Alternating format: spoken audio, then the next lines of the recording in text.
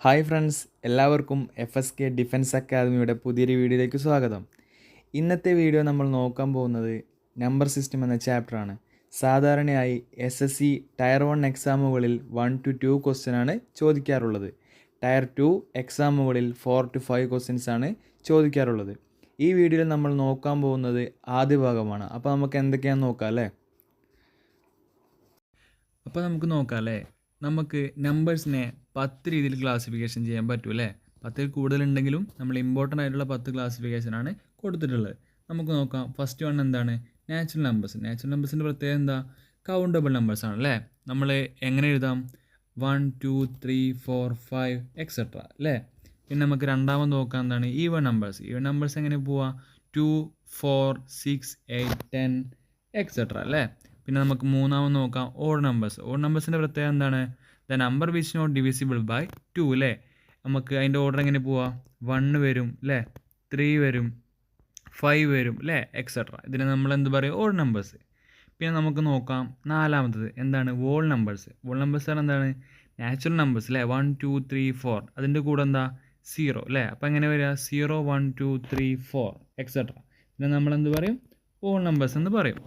പിന്നെ നമുക്ക് അഞ്ചാമതായിട്ട് നോക്കാം ഇൻറ്റീജേഴ്സ്. എന്താ ഇൻറ്റീജേഴ്സ് എന്ന് പറഞ്ഞാൽ നമ്മൾ -1 -2 -3 അല്ലേ. നാച്ചുറൽ നമ്പേഴ്സിൻ്റെ കൂടെ നമ്മൾ മൈനസ് അതിനും കൂടി ആഡ് ചെയ്യും. അപ്പോൾ എന്ത് പറയും? ഇൻറ്റീജേഴ്സ് എന്ന് പറയും. പിന്നെ നമുക്ക് ആറാമത് നോക്കാം എന്താണ്? Prime numbers. എന്താണ് പ്രൈം നമ്പേഴ്സ് എന്ന് പറഞ്ഞാൽ അല്ലേ. നമുക്ക് എക്സാമ്പിളായിട്ട് 2 എടുക്കാം. 2ന് എത്ര ഫാക്ടേഴ്സ് ഉണ്ട്?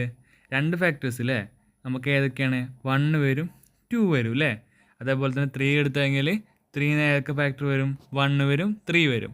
അങ്ങനെ 2 ഫാക്ടേഴ്സ് 2 ഫാക്ടേഴ്സ് വരുന്ന നമ്പേഴ്സിന് നമ്മൾ എന്ത് പറയും? പ്രൈം നമ്പേഴ്സ് എന്ന് പറയും.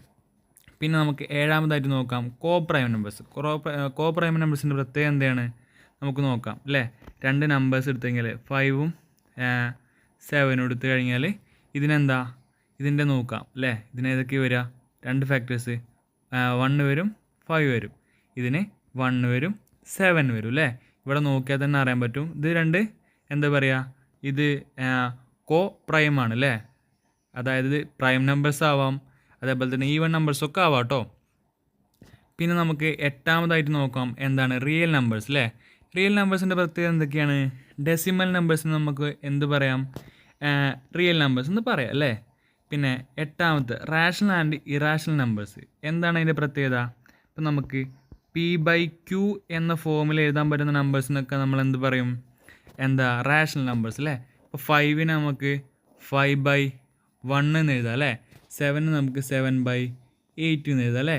ഇങ്ങനെ എഴുതാൻ പറ്റുന്ന നമ്പേഴ്സിന് നമ്മൾ എന്ത് പറയും? റാഷണൽ നമ്പേഴ്സ് അല്ലേ. പിന്നെ നമുക്ക് നോക്കാം ഇറാഷണൽ നമ്പേഴ്സ് അല്ലേ. ഇറാഷണൽ നമ്പേഴ്സ് ഏതൊക്കെയാണ്? നമുക്ക് P/Q എന്ന ഫോമിൽ എഴുതാൻ പറ്റാത്ത നമ്പേഴ്സ് ഏതൊക്കെയാണ്? √2 അല്ലേ. പിന്നെ ഏതാ വരിക? √3 അല്ലേ. ഇതിനൊക്കെ നമ്മളെന്ത് പറയും? Irrational numbers. പിന്നെ നമുക്ക് നോക്കാം എന്താണ്? കോംപ്ലക്സ് നമ്പർ അല്ലേ. കോംപ്ലക്സ് നമ്പറിൻ്റെ പ്രത്യേകത എന്താ? A+B/IB എന്ന ഫോമിൽ എഴുതാൻ പറ്റുന്ന നമ്പേഴ്സൊക്കെ എന്താണ്? കോംപ്ലക്സ് നമ്പറാണ് അല്ലേ. നമുക്ക് നോക്കാം എന്താണ്? 4 + 7i എന്ന് പറഞ്ഞാൽ എന്താണ്? ഒരു കോംപ്ലക്സ് നമ്പറാണ് അല്ലേ. ഓക്കെ, അപ്പോൾ ഇത്ര ക്ലാസിഫിക്കേഷനാണ് നമ്മളിതിൽ കൊടുത്തിട്ടുള്ളത്. പിന്നെ അപ്പോൾ നമ്മളിന്ന് നമ്പേഴ്സിൻ്റെ ക്ലാസിഫിക്കേഷൻ ഡീറ്റെയിൽ ആയിട്ട് പഠിച്ചു. ഇനി നമ്മൾ അടുത്ത ക്ലാസ്സിൽ പഠിക്കാൻ പോകുന്നത് ഡിവിസിബിലിറ്റി റൂളാണ്. നമ്മൾ അടുത്തൊരു വീഡിയോയിൽ കാണാം. എല്ലാവരും ചാനൽ സബ്സ്ക്രൈബ് ചെയ്യുക, മാക്സിമം കൂട്ടുകാരിൽ ഷെയർ ചെയ്യുക.